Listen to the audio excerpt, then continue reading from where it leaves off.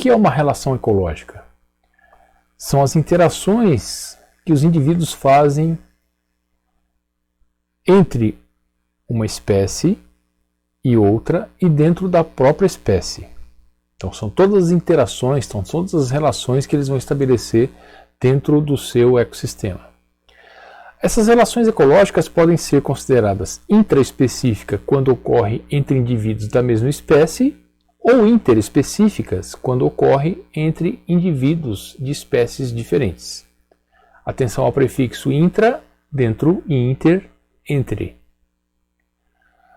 Podem ser ainda harmônicas ou desarmônicas. E o que determina isso? Se não há perda, nós chamamos de harmônica. Pode até não haver ganho, mas se não há perda, é harmônica. Mas se tiver algum tipo de perda, então nós consideramos uma relação desarmônica. Ok? Esse termo harmônico e desarmônico, às vezes é muito confundido com algo bom ou algo ruim. Não é isso, né? É apenas se há perda ou se não há perda. Na natureza, tanto as relações harmônicas como desarmônicas são necessárias, como a gente vai observar ao longo da nossa revisão. Bom, as relações, então nós vamos dar alguns exemplos de relações, primeiro, intraespecíficas harmônicas dentro da mesma espécie e que são positivas no sentido de não haver perda. O primeiro exemplo são as colônias. As colônias, o exemplo mais interessante que tem são as caravelas, que são grupamentos de quinidários que vivem interagindo e para o bem comum da colônia.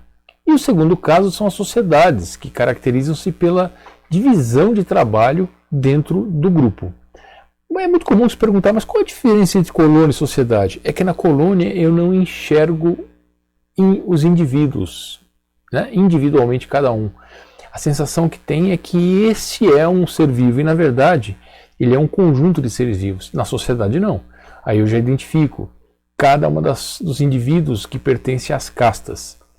No caso da abelha, por exemplo, nós teríamos lá a rainha, o zangão, as operárias.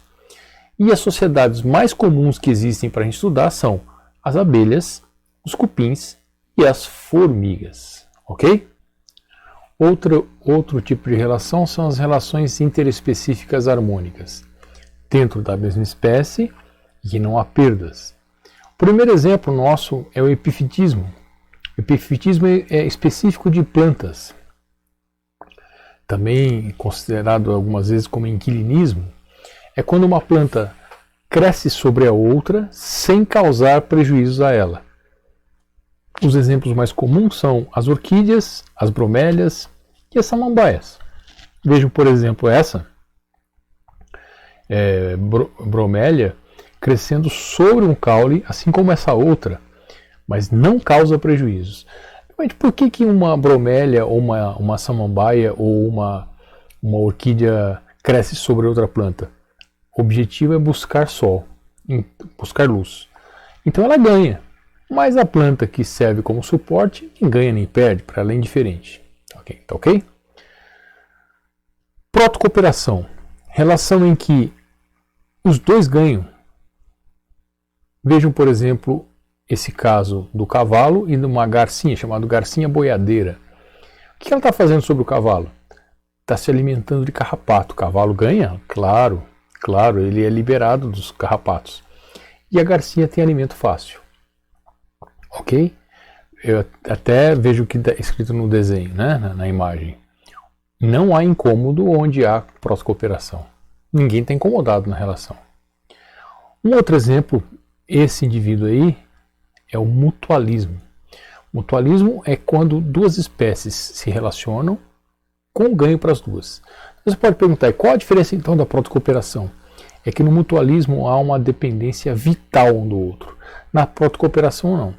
Se o cavalo brigar com a garcinha, né, vamos supor que aconteça isso, ele não vai morrer por isso. Bem? Nesse caso aqui não.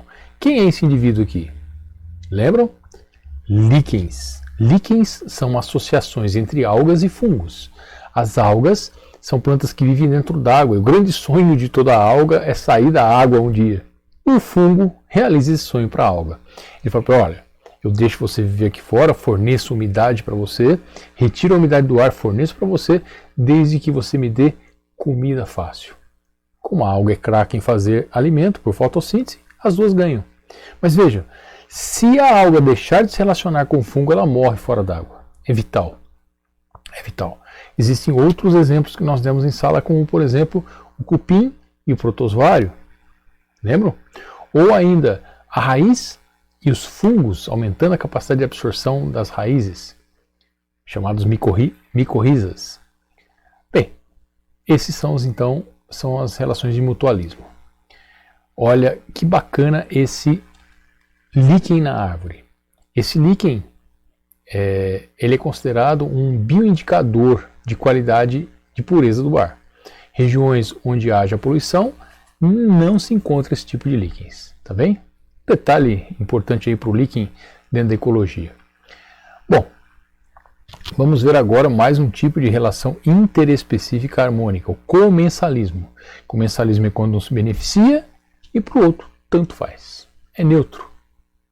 O exemplo mais clássico é esses peixinhos que ficam nadando perto do tubarão. O que eles estão querendo? Quando o tubarão caçar uma grande presa, ele pega o resto. O que o tubarão ganha com isso? Aparentemente nada, né? E o que o peixinho ganha com isso? Oh, comida fácil, então vale a pena ficar pertinho, grudado ali no tubarão. Ok? Bom, vamos lembrar agora as relações intraespecíficas desarmônicas. Opa! Desarmônica tem perda. Competição. Nossa, mas competição é desarmônica? Sim. Toda competição leva a perda. Existe competição intraespecífica e interespecífica, tá? E a competição sempre acontece, no caso da intraespecífica, por três motivos. Ou é por comida, ou é por espaço e principalmente por acasalamento. Então, dois machos brigando pela fêmea e os dois perdem na relação, viu? Todo tipo de competição leva a perda para os dois lados. Pensamos agora na relação interespecífica desarmônica. Primeiro, predatismo. Óbvio, presa-predador. Quem ganhou? A presa. Quem perdeu? O predador. Né? Eu pus como exemplo aí essa planta insetívora que está caçando um insetinho, né? Portanto, é um tipo de predação. É muito comum se perguntar, mas por que a planta vai caçar alguma coisa se ela faz fotossíntese, meu Deus? Ela produz fotossíntese. Pois é, mas ela está atrás de um único elemento químico aqui, que é o nitrogênio. Então essas plantas crescem em solos pobres em nitrogênio. Então ela desmonta o inseto só para tirar o nitrogênio. Veja só, né?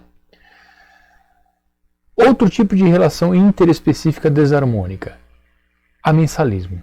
O amensalismo é pouco conhecido, né? As pessoas confundem muito e erram muito nas provas de vestibular.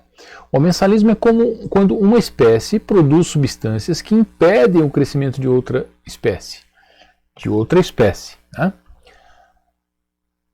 Um exemplo é o penicillium, que é um fungo que produz penicilina, que é uma substância que impede o desenvolvimento de bactérias. Por isso, a penicilina é usada como antibiótico. Nós contamos em sala de aula, não sei se vocês estão lembrados, a história do Alexander Fleming, né, que foi o descobridor da penicilina. Aí nós temos o parasitismo, bastante conhecido. Parasita, parasita, hospedeiro. Quem ganha? Parasita. Quem perde? Hospedeiro. Sempre, né? Nós podemos dividir os parasitas em endoparasitas, que vivem dentro do corpo, ou ectoparasitas. Esse caso aqui é o quê? Um ectoparasita. Uma pulga, um piolho, um carrapato. E aqui um endoparasita, um nematóide, que pode ser uma lombriga, pode ser um ancilostoma. Né? Então, parasitismo. Um ganha, o outro perde. Cuidado, hein? Algumas pessoas confundem epífita com parasita. Vê lá a epífita sobre a árvore e fala, aquele parasita. Não, não é parasita, ele não está causando problema. Para ser parasita tem que causar problema ao seu hospedeiro.